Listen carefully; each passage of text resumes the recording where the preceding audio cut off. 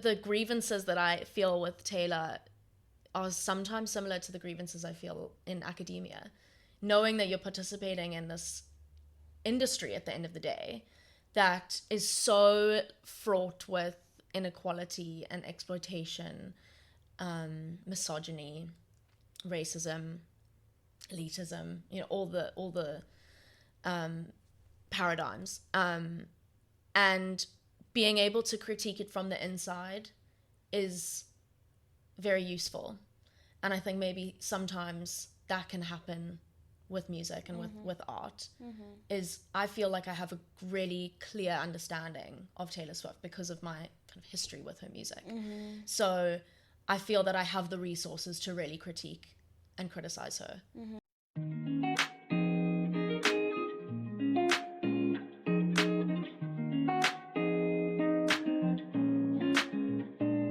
Hi, I'm your host and welcome to episode 5 of Soundtracks, the podcast where we share the personal connections we have with music and how these connections shape our experiences, emotions, and our memories. Thank you for being here today, and thank you for trusting me with your time. Before we get into today's episode, which is Amy's soundtrack, I just want to have a conversation real quick, right?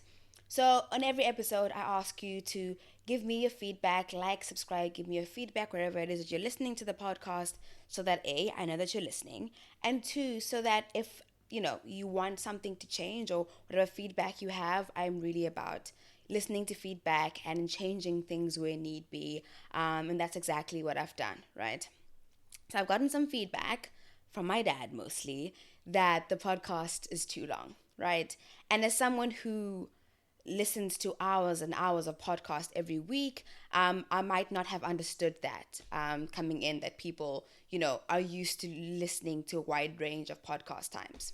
So I've decided to chop and change the format of the podcast. So what that means is that I'll be posting episodes twice a week, which means you'll be getting 2 doses of soundtracks every single week. The Tuesday episode will remain, and that will be an episode dedicated to the guest and the guest soundtracks and the songs that they love and that have shaped their lives. And then there'll be another episode on Thursday dedicated to the listener submission. I'm trying to create a forum, a community where we talk about the music that we love and our music stories. And therefore, I don't want to take from the guests' soundtracks, and also don't want to take from the listener submission. And therefore, I'll just be doing this edit where I'll post 2 times, simply 2 times. So you get soundtracks twice. So I would really appreciate it if you continue to give me feedback. They say that feedback is a gift, so please continue to bless me with the gift of feedback on the new formats. Let me know how it's going, and if you have any other, tweaks you want me to make, let me know. You can do that on our Instagram at soundtrackspod, or you can come say hi to me on Twitter, which is at soundtrackspdct on Twitter. Right. So, enough chit chat for me. Let's get into this episode. So, this week I'll be sitting down with my friend Amy. Amy and I went to high school together. We were in choir together. We even did a very short stint as a girl group, a rock girl group in high school. There is proof of that on the internet, which I do not like, but it's there. So when I thought about my own journey as a creator of music, Amy features a lot in those memories. So it was only right that I sat here with her today and discussed her soundtracks and the music that she loves. We go into so much in this episode. We talk about the music that reminds us of much easier, simpler times, summer with our friends, riding in the car with our parents. We also discuss music that helps us reflect on our womanhood. And we also go into a conversation about the controversial topic of separating the artist from the art. Should we do it? How do we do it? And in particular, Amy speaks about her relationship with Taylor Swift and her music. I really did enjoy making this episode. I enjoyed sitting with Amy, catching up. And so I hope you enjoy it as well. And please continue to give us feedback, like, subscribe, comment on wherever it is that you're listening to the podcast, so I know that you are listening and so that we can continue to build this community together. And also, please, please, please be part of the conversation. Share your own soundtracks. The link to the forms will be in our bio, or you can send it to me on Instagram or on Twitter, whatever you're comfortable with. But the form is anonymous if you would like to keep your submission anonymous. So, without further ado, this is Amy's soundtrack.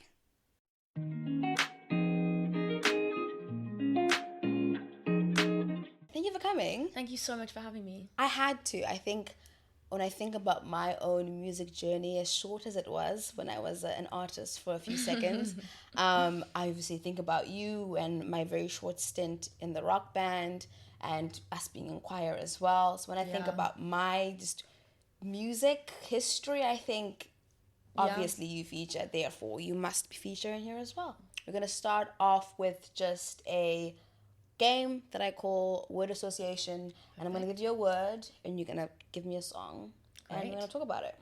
Perfect. So the first word for you is fashion. Upgrade You, Beyonce. Oh, wow.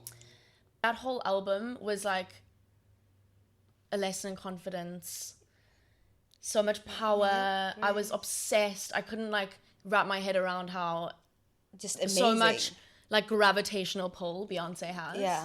And I think my eyes were just like this the whole time. The video was gold, and there was lots of dancing, and she did have a lot of confidence. She acted out the Jay-Z rap part as well, and it exuded like masculine, feminine energy all together. Yeah. Beyonce is that girl. She's always been that girl. Second word, sister. Sister. I think that's a hard one because I feel like my sister's tied to every single musical journey that I've had, probably against her will because she was forced to sit and watch me sing so many times. I think for that one, Traveling Soldier by the Chicks, the band now known as the Chicks, because that was the song that she probably had to listen to me singing the most, and such a show of her patience, which is exactly like, that is what a sister has to give so much, is patience, because aren't we difficult as siblings? As siblings, ooh. And that was just one we always had on in the car. I think she's got her own journey with that song that I probably co-opted. But it always makes me think about her. It's a really sad song though. Is it? What is it about? Have I heard it's of it? So it's a country song about a soldier going off to the Vietnam War. And before he goes, he meets a girl on like the pier, and they have this like moment, and then they write letters to each other, and he doesn't come home. So it's heartbreaking. How old were you when you were singing this? Oh my god, I was like 9, really dealing with these themes. Oh my goodness gracious. Jess was 7. It's just like, but it was such a like Sunday, you know, driving somewhere with my mom, that would be like the way home song, you know. I think that song, you say it's country, and obviously Taylor Swift has some country influence. Sometimes she's a country singer, sometimes she's a pop singer, but country is where her roots are, right? I never asked you this, but where did your love for country music come from? Definitely my mom. I think my mom has such a balanced music taste with like jazz and the country elements, the folky elements. My mom's like a Dolly Parton. Like I'll definitely mention a Dolly song at some point. But I think she really loves narratives and storytelling in any music that she listens to. And country was a big part of that. The Chicks, formerly the Dixie Chicks, that was like my childhood. Okay. See, I always talk about this, and I think I say it every single episode. The people that I have that come on here, obviously people that I know, that I've had conversations with, but it's always very interesting to learn about different parts of your life that I never asked about, I've never been exposed to.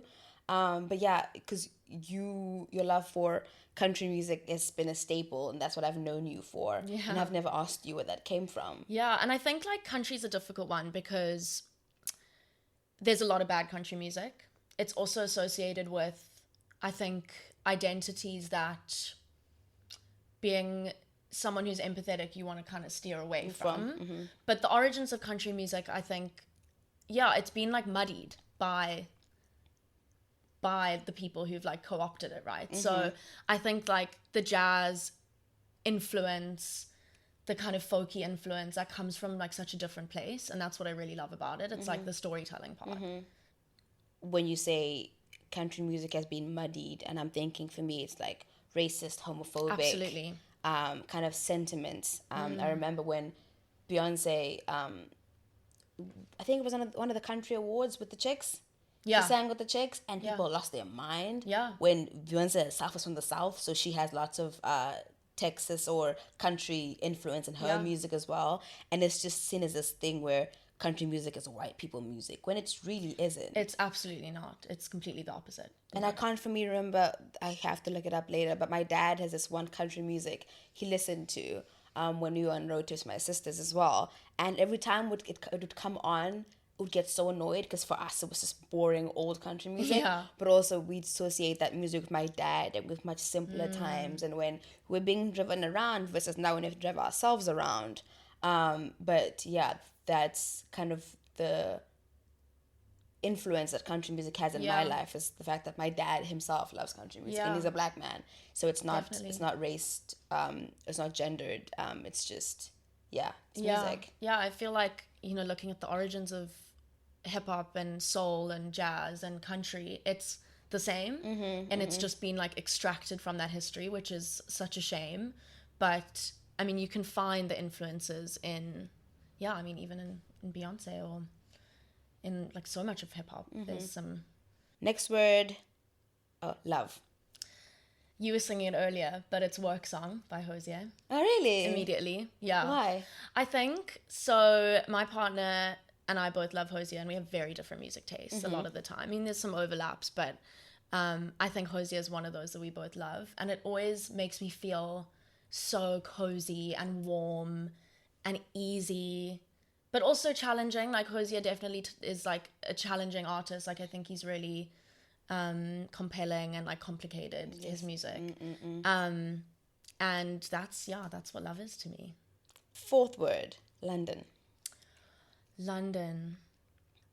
I think that's probably going to be something like Banana Pancakes, Jack Johnson. Why? Such a random one, but I think moving countries, sometimes everything feels quite hard, even just adjusting to, you know, the transport, to not being around as many friends and family sometimes. I think what I've tended to do since being here is return to things that feel easy, and that is like the easiest. It's like a cup of tea in the morning, that song. That's what I find myself listening to a lot.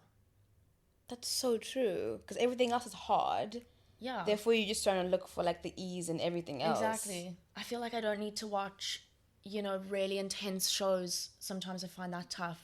Sometimes it's hard to like seek out newness in other aspects of your life. So you're like, okay, everything else is new. I'm going to stick with an Old Faithful.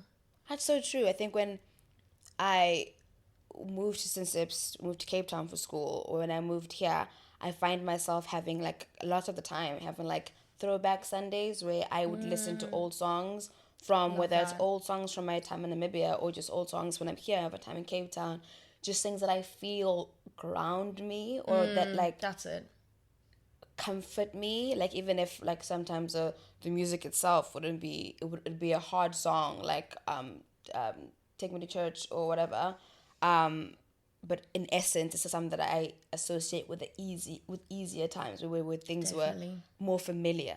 Because when you move somewhere new, things are not familiar at all. No. And you try to like hold on to as much sameness as you can.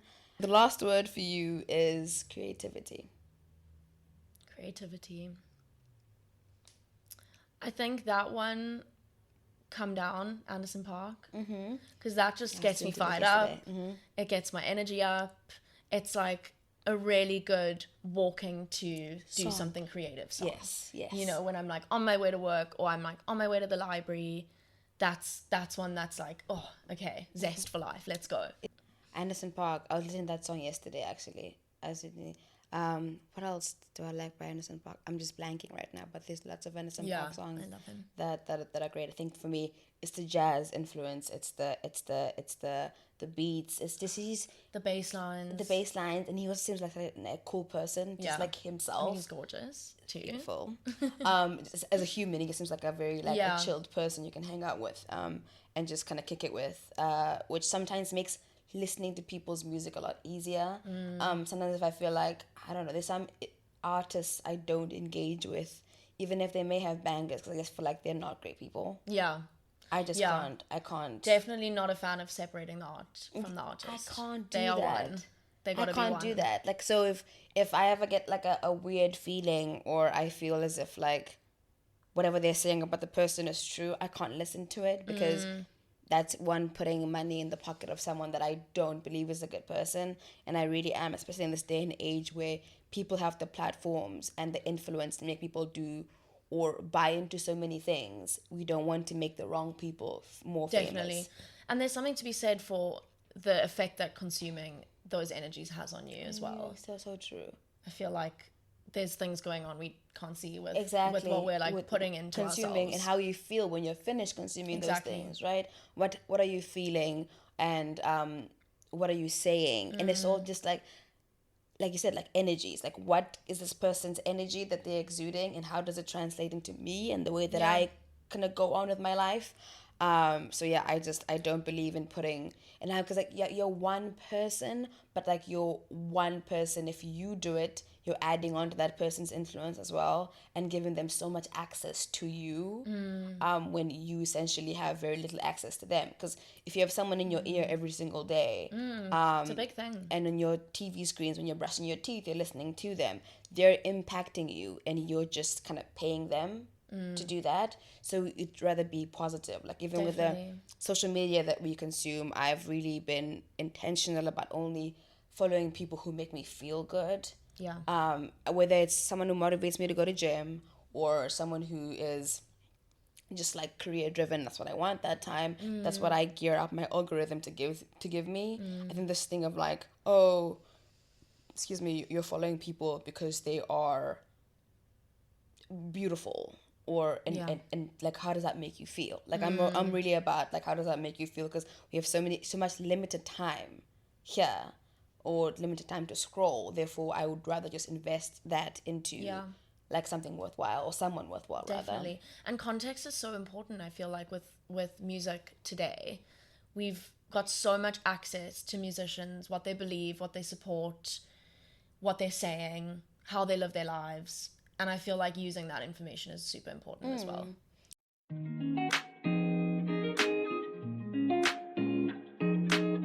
Cool. So we're gonna go into song of the week. My song of the week this week is "Messy" by Olivia Dean, and I think like many of the artists that I listen to these days, I found her in TikTok. Me too. Because I'm a scroller. I'm an too. avid TikTok scroller. And it was a snippet of Messy, I think.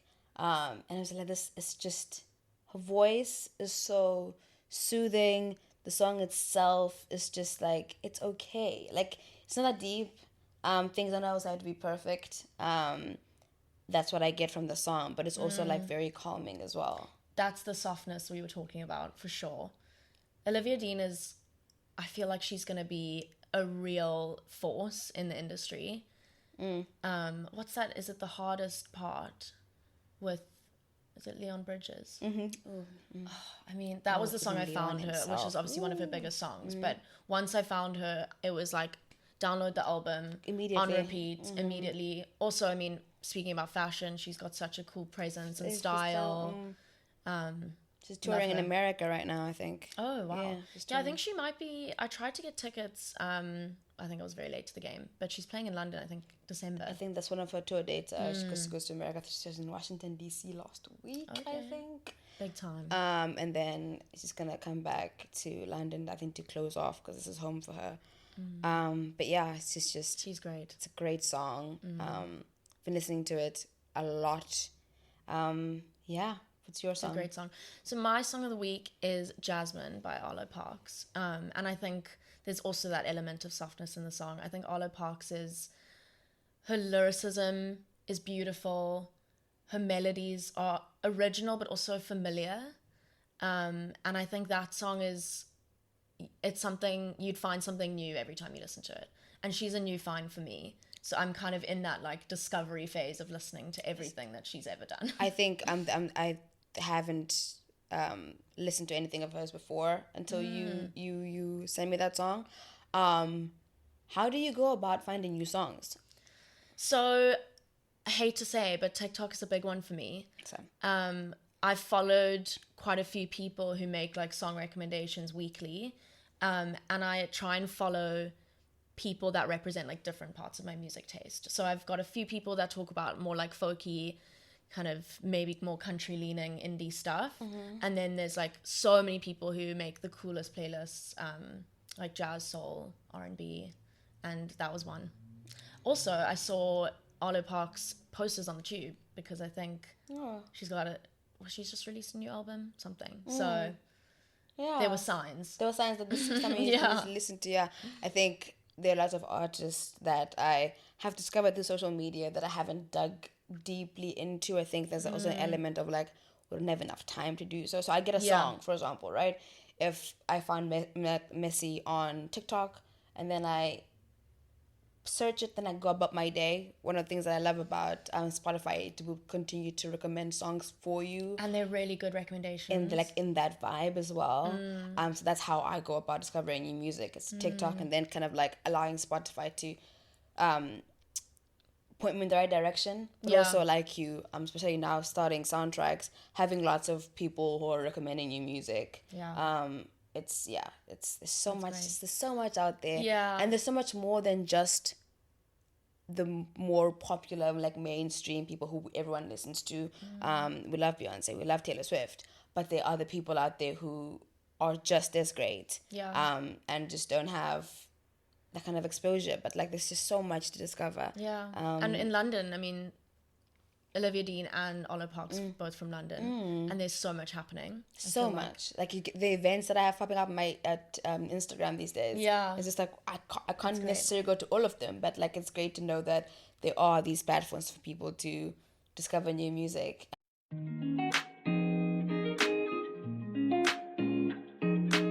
So we're gonna move on to your songs. Okay. Jet Black, Anderson .Paak, Brandy. So Jet Black, I chose. So I think with my 5 songs that I wanted to highlight today, what I realized after kind of picking them is that it's just completely nostalgic. And I know your guests kind of consistently have mentioned nostalgia, but I think it is such an important theme, or it's such an important reason why we love the music we love. But Jet Black is a song that always makes me think about Cape Town. It always is played when I'm with my friends. It's always the most fun part of the day or the night. And it just makes me feel so happy. And also, like, I miss them. Do you have a specific memory that you attach to, or it's just like in general? So I think the first thing that comes to mind is a New Year's party, maybe like 3 or 4 years ago. And it's, you know, in and out of the pool, and it's really hot, and it's summer, and everyone's on holiday, and I'm not worrying about anything, and the song is playing, and everyone's just dancing really badly and singing really badly, and like having the best time. And then, you know, everyone kind of splits apart now. We're kind of growing up, which I hate. Everyone's goes to different places and has different responsibilities and different things to worry about. But that time where we all come together for that day, or maybe 2 days, is just like, we're in high school again. And everything seems simpler. Yeah, I get that. I have the same because I'm going home in December, and I'm planning to have like my sisters, my cousins, as much of them as possible, because I felt like there was a very sudden end to that side of my life, because like I said, I came here and it was COVID. I was always going to go back, but I didn't go back. And when now things have changed, people have moved, I have different priorities, I live here now permanently, and therefore it's no longer the same.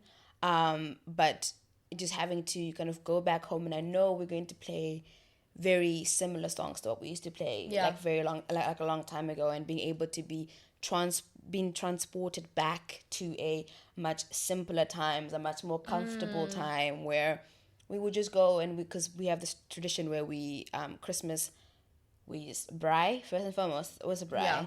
Take the pool, the cover off the pool, and just kind of swim. So and then good. after that, we go into the sauna, and it's just vibes upon vibes, and music plays a big part of that, especially like really old classics that we used to listen to, and just being comforted by that. And even like, I don't know, it's one of those things like, be sad, don't be sad that it's over. What is that like? Oh, smile because it happened. Smile It because really it is so happened, true. and don't be sad 'cause it's over. Yeah. And you try as much as you can, but like it's always an element of, we won't be able to recreate this ever again, but we do have great memories. And yeah, because I don't know, I think the trap again is like trying to recreate those things inorganically, which is not great. Yeah. But you just want them to happen the same way they used to happen before, but also understanding that people aren't the same, times aren't the same, so it might not be the same. And if it's not the same, that's fine. Just remember that you did have a great time before, and you have to hold on to that. And there's a glimmer of it in the song, and that's what we can get. Yeah. So Yeah. So that's my first one. My second one, Drew Barrymore, SZA. I mean, SZA is the best. I love SZA. I think I was in the top, like, 1% of SZA listeners last year on Spotify. So she is very much my go-to. I think Drew Barrymore is a song... I love a ballad, and that is, like, the ballad of all ballads. I feel like her voice is so soothing, but also invigorating at the same time. Not to be dramatic, but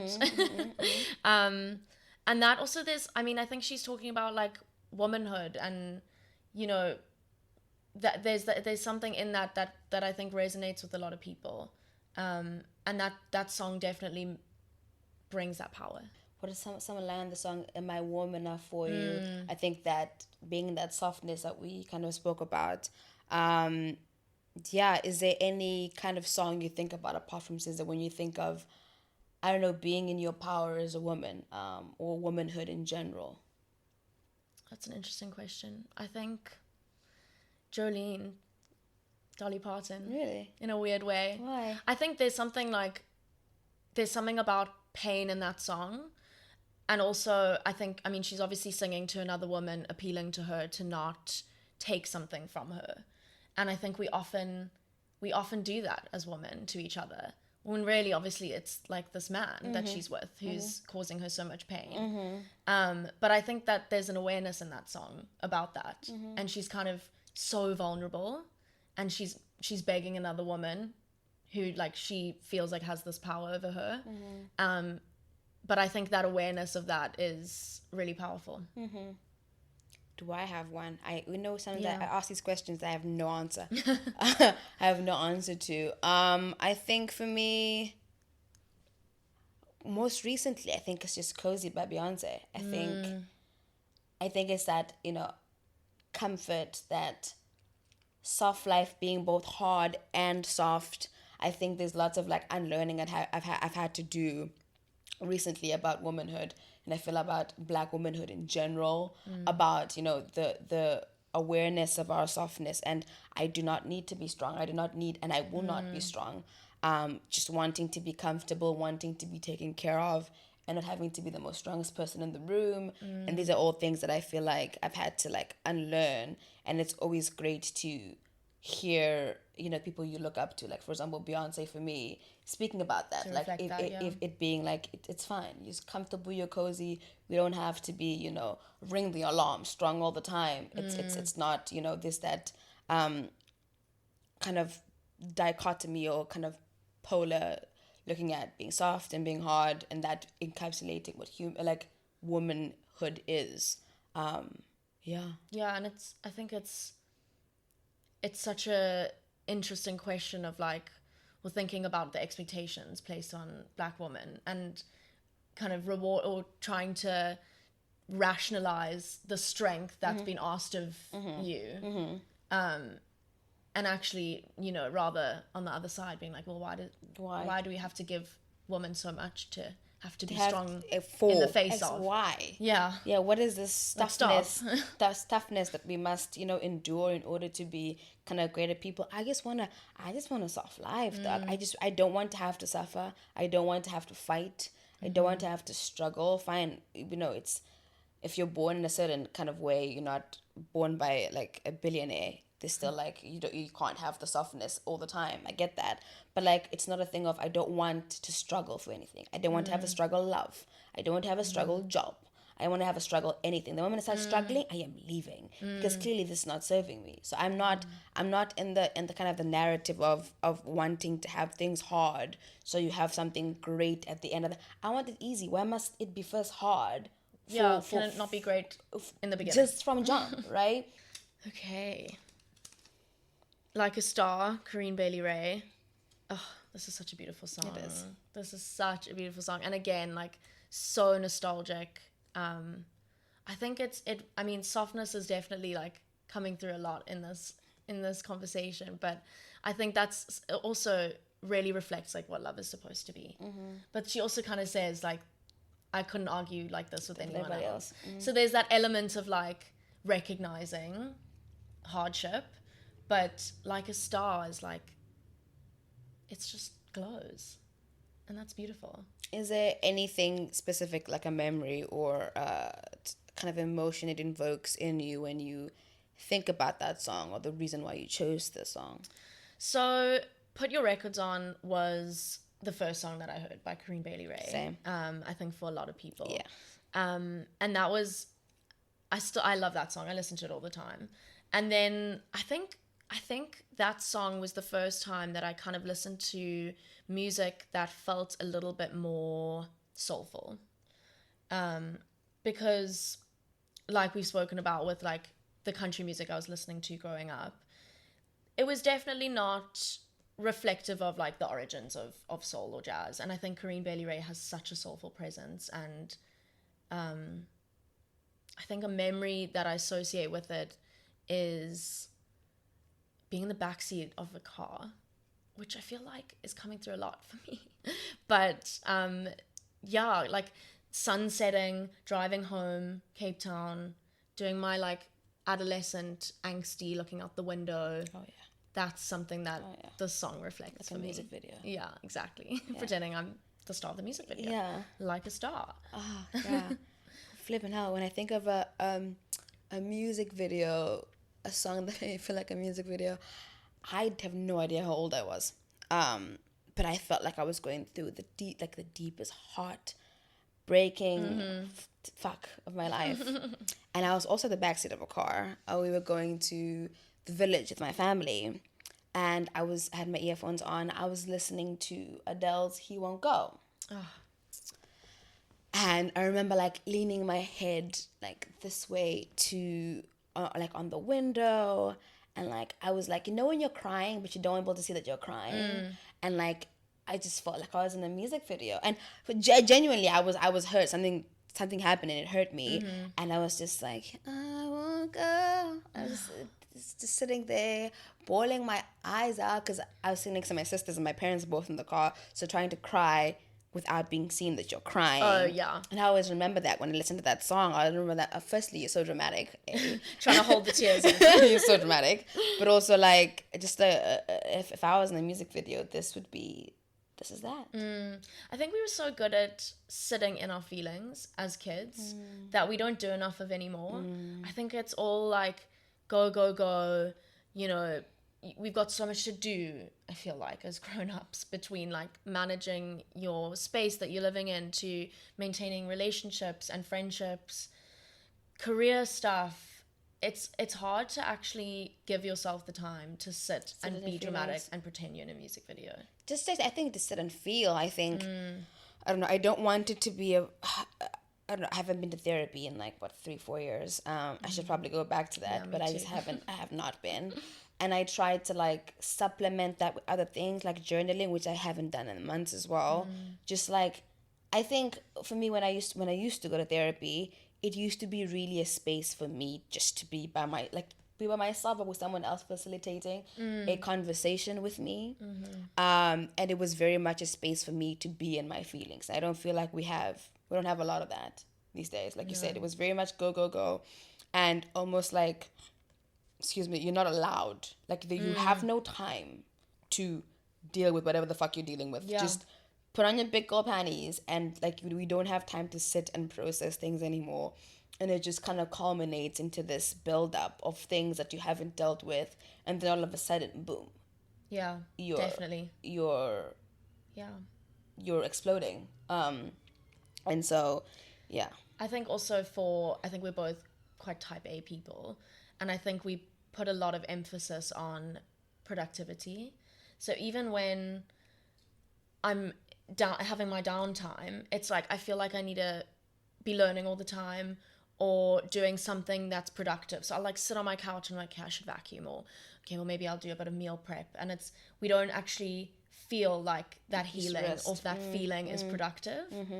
And then we kind of don't give it any time because it's the scheduling of it all. It's the scheduling. Where am I going to put it? Because also, I remember therapy being so exhausting. I couldn't do anything after that.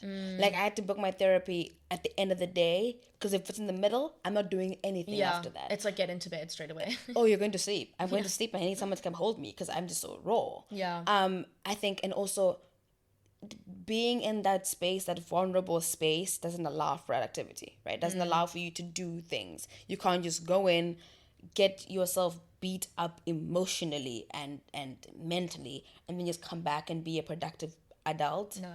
And therefore we don't give ourselves that space, because I don't know, maybe that's probably why I don't journal as much, because having to do that kind of inspection on yourself, it's hard.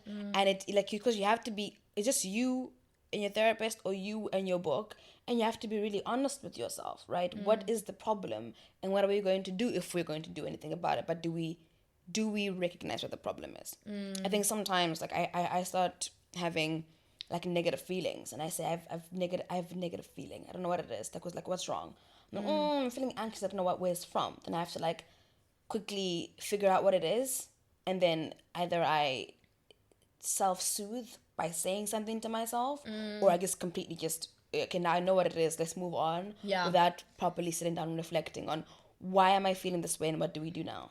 Definitely. I think the feedback I got so often in therapy was that I intellectualize my feelings. So exactly what you say, of like wanting to name it, wanting to identify it, and then being like, cool, I've done that work, so we can move on. And like, that is not the same thing as actually feeling it. You know, naming it isn't always helpful. It's not completely helpful. It can maybe help in some ways, but you still have to just let it wash over you, which I'm not very good at doing. It's putting a name tag on it, or taking it off as something that you've identified and not necessarily processed. You're like, okay, done. Cool. I'm feeling anxious because I am having a meeting tomorrow that I'm not prepared for, and that's it, right? And then, you know, trying to kind of sift through all those feelings as to like, this is not the first time you're feeling this way, even if this is the first time you're having this meeting, but the feeling itself is not a new feeling. It's something that you have all the time. What can we do to avoid feeling this way? Or, you know, just like preparing before you feel this way type of thing. I just don't think I do that enough. No. I name it and I let it go. Yeah, and then I move on to the next thing. Exactly. We love therapy. Oh my God, I should go back. Need therapy. I should go back. Okay, so my third one is A House in Nebraska by Ethel Cain. So Ethel Cain is also a relatively new discovery. And I think she's also like similar to Olivia Dean. She's going to be really important, I think, in the industry. I think her music touches a lot on like capitalism, womanhood. She's a trans woman, and deals with some really complex issues. I think being someone from the South, and someone trans in a time now in America where like things are, you know, obviously really, really scary. And I think the feminine rage that comes through in her music, but also so much softness, so much love and intention. I just think she's so powerful. She's got a song called American Teenager, which talks about like the US military system. And I think that's like one of the most compelling songs I've heard in the past year. She's complex. Like, she's also sometimes uncomfortable to listen to, but her vocals and her melodies, and like the gravitas of like the drums and the bass, and like she builds in quite a few of her songs to this like intense crescendo, which it just moves you. So I'm a big fan of her at the moment. The song, when I also like a discovery that I got from you, it talks about, I think for me, because I read the lyrics, like a love that was and then isn't anymore, and there was like that big kind of breakup at the end that she speaks about. I think that's what I got from the lyrics. Is there a song for you, or like have you ever experienced like a heartbreaking heartbreak, I guess is the word, and do you have a song that helps you through that? I think I haven't had maybe a kind of concrete loss in that way, which I'm obviously very lucky for. But I think becoming a woman in the past like few years, my relationship with my parents is definitely like, I would say particularly with my father, which is, you know, something I think that a lot of us go through, figuring out my place in that relationship, how to best deal with maybe realizations that I hadn't had before about that person. I think we often think our parents, we grow up thinking our parents are like godlike. You're just like, that's a perfect person. They know exactly what they're doing all the time. And realizing that they don't actually know what they're doing, maybe at all. Maybe I know what I'm doing a little bit more than they do. That's a really tough one. I think that was a mourning process for me. You know, obviously my parents are divorced, which happened, you know, when I was very young, but I went through my stepmom and my dad's divorce a few years ago, which was way harder, which you wouldn't necessarily think that would be the case maybe, but is it because you were there longer with them? Definitely. And I think I was a grown woman. I knew maybe the kind of intricacies of what it takes to kind of break a marriage down. So I think that's definitely been a formative experience over the past like few years. And also like definitely food for therapy, which will come at some point.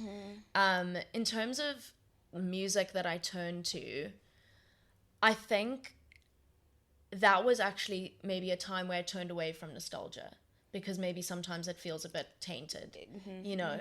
So I think that was more a case of newness, seeking out anything new, anything unfamiliar. I think maybe music that put my problems into perspective, touched on greater themes. And that's definitely maybe something that Ethel Cain can help to do. But, you know, even, I mean, so many hip-hop artists and R&B artists are touching on these like, huge systemic issues, and I think that was really helpful to be like, it's not that deep. It's not that deep. Like, there are bigger things in this world. Yeah, but still, bro. Like, yeah, there are deeper things in this world, but also, like, I think that we use that kind of phrase to not invalidate, but also, like, sometimes belittle what we're going through. Because in your... from your perspective, in your circle, in your little corner of the world, this is huge, right? Yeah. And sometimes what I feel like, I don't know what we were talking about yesterday with Taku, and I asked him, like, are you trying to little kids are dying of hunger in Africa, me? Like that's not, like, I understand where I am, and I understand what I'm going through, but it relates to other people. I'm not even thinking about this right now. I'm thinking about myself. And for me, this is a big deal, right? And this is like, you know what I mean? And sometimes I feel like it... like you said, like, type A, productive people, you try to, like, relative to other people, this is not that deep. Yeah. And then that allows us to not process, right? Because so then true. You're like, so actually, they're both alive and everything's fine. It's fine. Just go, like, it's not that deep. Yeah. But it is. Like, it is. And these are feelings that we need to feel. These are relationships that we need to kind of sort through, because at the end of the day, I don't know about you, but, like, my relationship with my dad really informed, rather, not now anymore, but before, how I relate to other men, like, just from the jump. Yeah. So that's whatever, if something needs to be sorted out in the relationship, it's important for me and for the way I relate to my partner, the way I relate to other men, that I sort this out for myself before like things start going left. So I'm basically trying to say is don't allow yourself to invalidate yourself by saying something that it really is. And this is an important relationship, and however you want to sort it out, you will sort it out, but it is that deep. Yeah. No, that's true. I think it's hard to sometimes maybe strike that balance of like, perspective can be really helpful, but like you said, minimizing is not productive. Productive again, that bad word. Not productive. Minimizing is not helpful. It's not processing. It's not. It's not dealing with. It's rather just. I think sometimes a way of minimizing and invalidating and being like, yeah, the kids in Africa dying, so it could be worse, but it's not. But it's yes, but also it's still this is your situation. This is your life in your bubble, and therefore it deserves respect, it deserves acknowledgement, it deserves processing. Definitely. I think sometimes my mom once said that like, if you always tell yourself you can't be sad because someone else is sadder, would you tell yourself you can't be happy because someone's happier? Like that's really helpful. Yeah. But again, easier said than done. Because it's like positive emotions. We're like, okay, cool. We're very big about like magnifying sad emotions or negative emotions rather, and not happy ones. But yeah, it's your feelings, and they're valid, and you need to process them. You need to process them however you will. Absolutely. But yeah. Yeah. Wow, this is like therapy session. We don't go, so we're here for each other. My last song is Cowboy Like Me, Taylor Swift. Okay, so you knew that there was going to be a Taylor Swift song in here.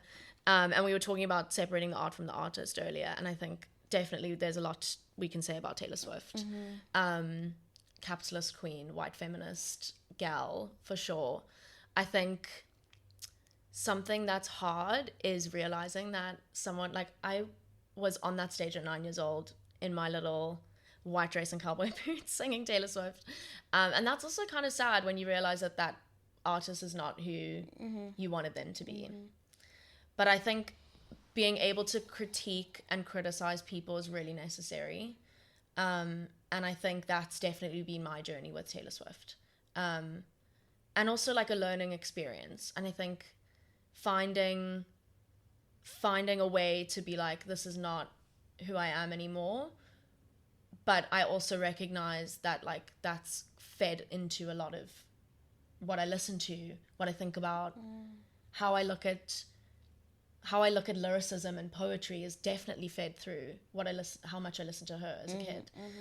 Cowboy Like Me is I'm really curious to hear what you think about that song, but I think that's like the peak of her lyricism and her poetry, and I think it's a beautiful song. It's very beautiful. I think I'm not gonna claim to be a Swiftie. I generally don't listen to that woman at all. My exposure to Taylor Swift is my exposure to other people. So there are lots of people on TikTok who love Taylor Swift, who listen to Taylor Swift.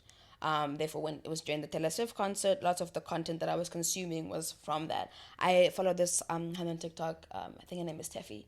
Hello Teffy, and she loves Taylor Swift. So when she's in her Swiftie era, Swift is in my timeline. Yeah. I don't think I have one song on Spotify that's a Taylor Swift song. Actually, lies. Safe and Sound is a jam. Oh Safe my gosh, and Sound is a fucking song.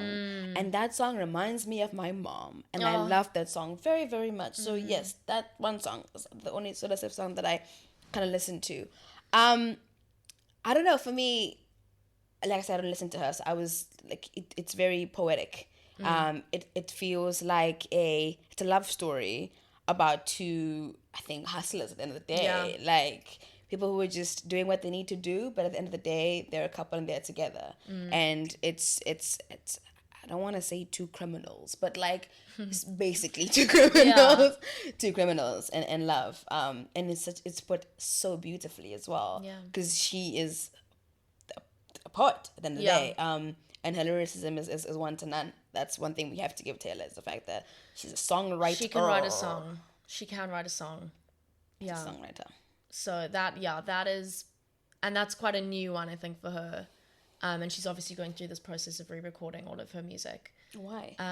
Basically, she didn't own it. It was bought by Scooter Braun.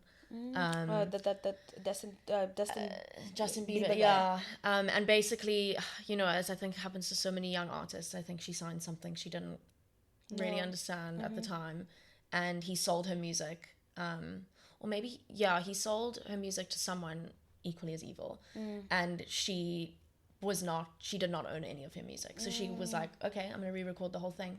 So she's been putting out, she's got 10 albums. So she's been putting out new work, but also these re-recordings of her old music, which I think is quite an endeavor.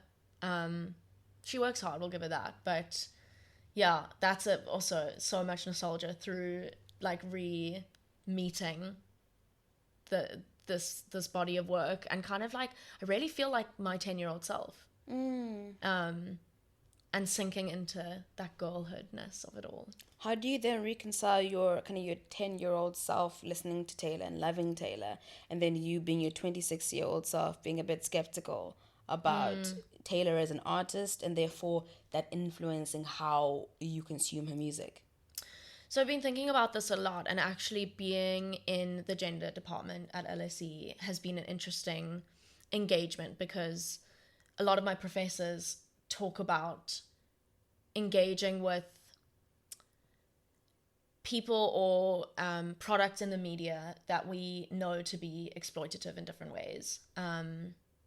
And what the grievances that I feel with Taylor are sometimes similar to the grievances I feel in academia, knowing that you're participating in this industry at the end of the day that is so fraught with inequality and exploitation, misogyny, racism, elitism, all the paradigms, and being able to critique it from the inside is very useful.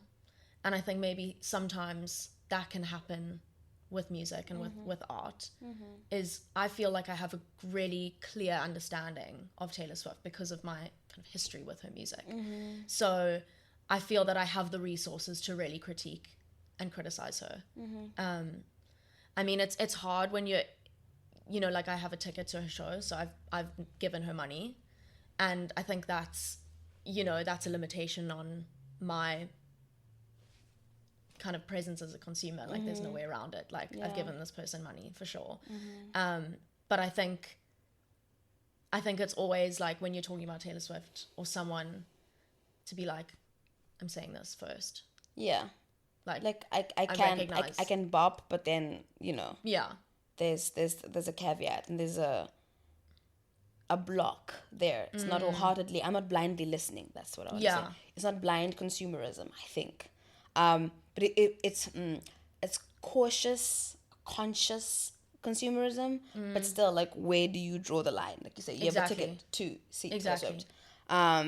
And people do it all the time. I think we spoke about it before, but sometimes divorcing the art from the artist is something that's really hard to do, especially when you've grown up with the art, and the art has, for you, made up, I remember very, very clearly, a bulk of what you used to listen to as a kid was Taylor Swift. Yeah, definitely. So reconciling that and having to still needing that music to ground you and to bring to you nostalgia when you need it, that sameness when you need it, and still reconciling with the fact that this is an artist that you don't always align with. Definitely. Are two very different kind of battle things to kind of go through. Definitely. Yeah, and I think, things can be a part of your past and not as much a part of your future, and being willing to kind of step away is important. And I think I'm definitely in that place where I'm willing to step away. Yeah. I have to be, So, but it's definitely something I think about a lot. Obviously, like I said, she made up a lot of your discography, kind of growing up. And I think, listen, that's the great thing about, I think, the way we consume media these days and the way exposure works, is that we've discussed it before, choose who you give your money to, right? And with the fact that we know a lot more about what people are about, what their beliefs are, or where what their stances are on certain issues, we're then able to either withdraw our support or give that support, because then it gives us more control about what it is that we consume and how it is that we reward people that we agree with, right? Yeah, absolutely. It's almost like taking a political vote, for example. Very, very similar. Someone shows you their manifesto, the political manifesto, and you vote for them according to that, right? You have this artist who sings a song that you love, but then their beliefs don't align with you, because when you give them money, you are, one, co-signing what they do, and also two, giving support for them to support causes that might not align with you. So it's a whole thing. It's very like being deliberate and conscious about where it is that you put your money, like you who you give your listen to, who you give your likes to. These are all like very conscious things, because at the end of the day, these things translate into influence and into money. Definitely. Which are very, very powerful things. And who are you giving power to? So, and I think similarly with Beyonce too, like the celebrity factor is something that really complicates things, because I think we are kind of reaching a point, maybe like as a collective, where we can recognize that there are some celebrities we really align with. We really align with their presented values. But at the same time, we understand that they are operating in, it's a money-making, profit-driven business at the end of the day. And you really don't know that person. You don't know. You know what they want to put out there. Yeah, we know what they want to make money from. And it's really tough, because I think that makes you feel like you can't really endorse any public figure fully. True. Because they will always fail you. Oh, they always disappoint you. Someone is always going to do something stupid. Celebrities especially, like they're gonna fuck up. Because capitalism, it comes in the way that is very like morally degrading, or morally erosive. So when money is involved, someone's going to do something that you're going to disagree with. Yeah. So that's why for me, it's like, fine. Listen to the music, right? Support the person, but these people aren't your idols. You know what I mean? Things always, like, don't make someone your personality, which is already very weird. Because when you do that and they do something wrong, then you now have to, the work you have to do to undo that tethering is a lot harder, because you've now tethered your personality or yourself to this person in this very complicated way. Now, because you know what I mean? It's like same way we just kind of spoken about for me, like my mom, my dad, your dad, like my personality is tethered to my parents in lots of other ways. Absolutely. So when there are things with them that I have to like reconcile, that I don't agree with, I have to undo or unlearn. It takes work. I need to sit down and like, oh shit, okay, fine. And my mom does that, really don't like this, and that thing is translated into me as well. Therefore, I have to like undo lots of things. Yeah, and also I think there's a big element of like, now we can understand what our own complicity is with that, and kind of, especially with the parent discussion, it's like, oh, I'm starting to see why I'm like this. I respond in this way to these things, or these are my patterns. And that's the worst, because you're like, oh, I'm like, everyone turns into their parents. Like, and you're like, oh my God. Because you're like, I don't want to be like my parents. Yeah. And then you do things that are like your parents. For me, I had a very difficult time, I think, starting to date Taku in the beginning, which was years ago. The inability to say I'm sorry. I did not, I don't know. And it was so weird for me, because like, where did this come from? And being an older sibling as well, in an African household, you were an authority figure, therefore for some reason authority figures can't be wrong, so therefore you can't say you're sorry, because you're never wrong, right? So I had an inability to say I'm sorry. Like, I was the I'm sorry you feel that way person. Okay. Like, Sorry you interpreted it that way. I'm sorry that made you feel that. That was not the... So I went into that relationship very much that way. And I was like, what is... Because I almost felt like physically ill when I had to apologize. I was like, what is going... This does not feel right. This, and also, like, to get to 18 and you can't say sorry, there's an issue there. Because, like, because I'm pretty sure I was wrong many times in my 18 years as far as I dating Taku. But I think that he was the one person who called me up and it was like, you've done a wrong thing. You must say you're sorry. Yeah. So then I had to like mental gymnastic. The sorry was like, no. Say you're fucking sorry. And I went home to my dad and then we had an interaction and he wouldn't apologize. And he was wrong. And I was like... You're like, there it is. Thanks, Dad. I was like, for fuck's sakes. So this is where the problem is. And the fact that it annoyed me when he did it to me and he wouldn't say sorry to me. And I was like, now there's this guy who I love and he loves me and I can't say sorry to him. And imagine I'm feeling something with my dad. I'm upset about this person who I haven't chosen to be in my life but is in my life. This person is choosing me to be in his life and I can't apologize, which is such a toxic trait. So I had to learn to apologize. Yeah. And I'm so great at it now. I think Taco will tell you, I might tell you differently, but we're getting there. It's a process. But I did learn I think immediately after that, it was a thing of like, you recognize something in your parent that you see in yourself. Because where did you learn that shit? Like, where did you learn it? You learned it from your parent. And I had to like undo that. And that's such a stark moment of like, you really saw it play out in real time, which doesn't often happen. In real time, and you're just like, oh no, I have to go back. I am my dad. No. I say I'm not my dad. I'm not my mom. They're great people, but they're just not. Sending it's just, love. It's just love and thoughts and prayers and love and light. Yeah, love and light. Peace. But it's just not. You want to do things differently. You want to be a different person. Obviously cognizant of the fact that they are operating at a point where they know what they know from what they know it from. So they have their own starting point and they have their own influences and that's what they bring to you, but also being able to consciously sift through all of that and decide who you want to be as a person. Because what we don't want to be is like people on autopilot and just being our experiences, right? I also want to be my choices. I don't want to just be my experiences. I want to be my choices. And so I love that. Thanks, Dad. I love you so much. But they're parts of his personality and his life that really just I don't want them to translate to me, and therefore there's lots of unlearning and undoing for me personally. And I think something we all need to do, and probably if the people we engage with will have to do, if we have children, they'll have to do that. You know, it's hopefully we just get a little bit better every generation. Single time, and then at some point there's perfect specimens just exactly. walking around the earth being such great people in the future. Like no trauma to other people at all. That's the aim. Oh, utopia. Fabulous. No trauma at all. Right, as we come to a close, we are going to go into I call it rapid fire questions. I'm going to call it questions now because they're not rapid fire, because people are not, it just doesn't work out that way. So I'm going to ask you a question and you're just going to answer it. Cool. Right. What's a song you wish you could hear again for the first time? That is such a great question. I think Northern Attitude by Noah Khan. So he is pretty new. He's got that song Stick Season, which you might have heard on TikTok. It's kind of blown up. But he's very folky. He's like done a song with Hosier. Like there's some overlap there. But his music speaks a lot about his journey with alcoholism. And it's so powerful and so devastating. And I haven't heard lyrically someone like that in a long time.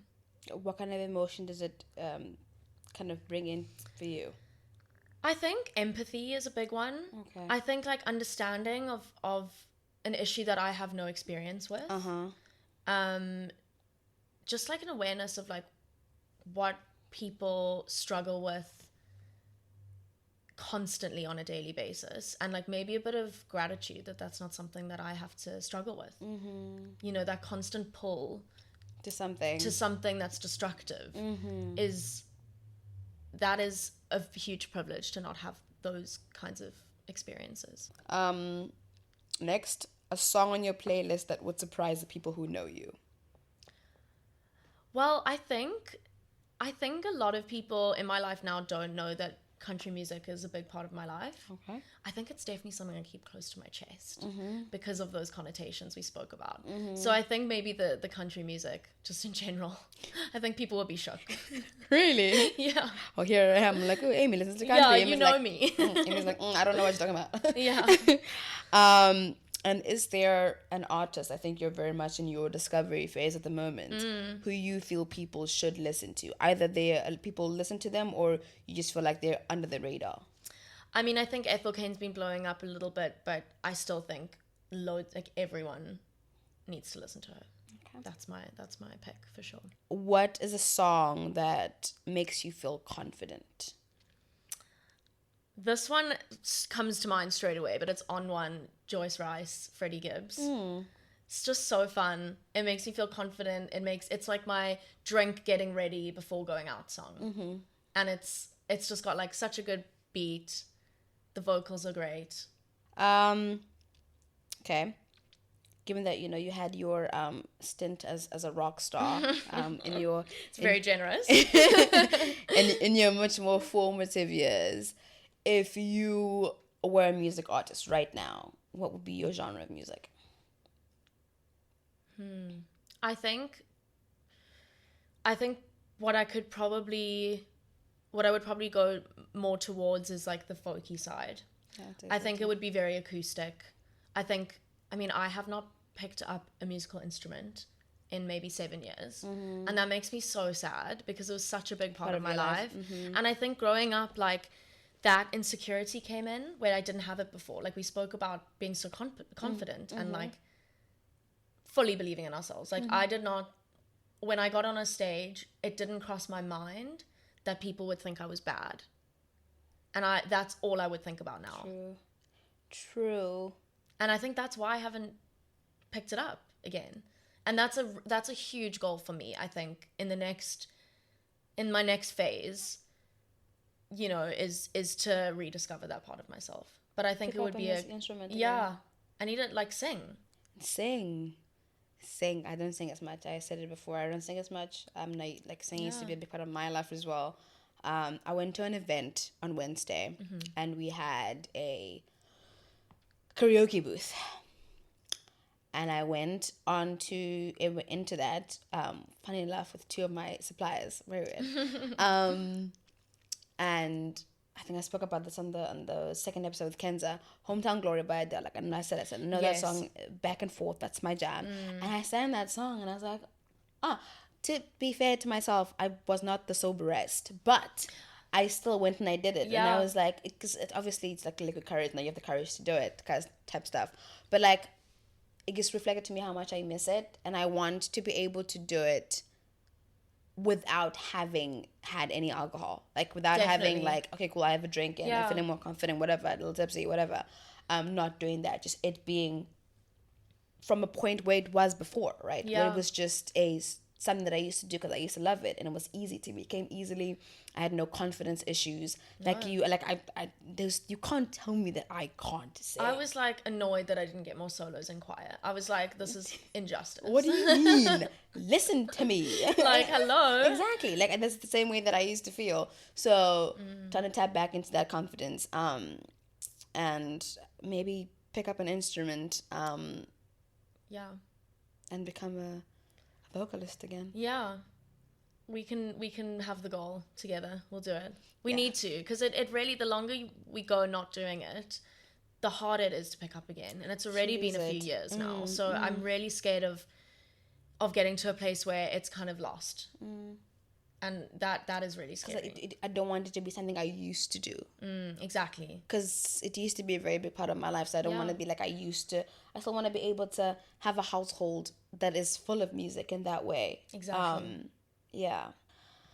The last question is, if you were stranded on a desert island and you can only choose 3 albums or 3 EPs, which would you take?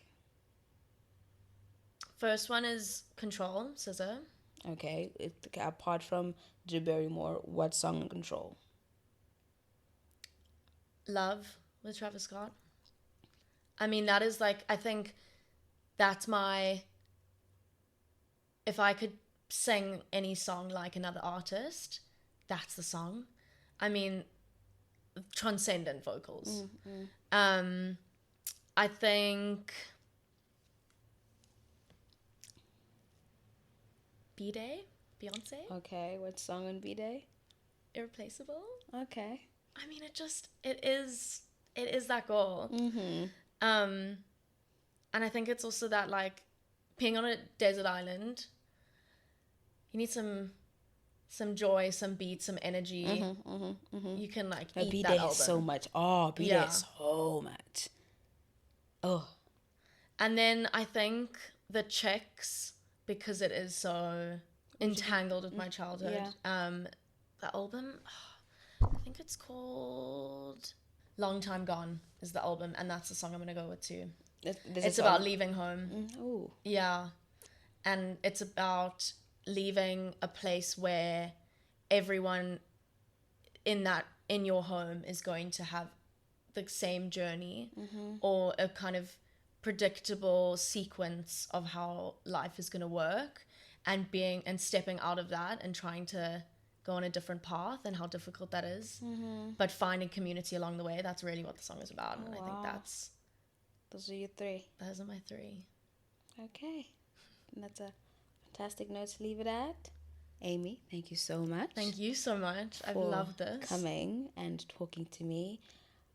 We've been in London, haven't seen each other. This is a great excuse to do so. Exactly. So thank you for coming and sitting on my couch and talking music with me. Thank you so much. I've had an absolute blast.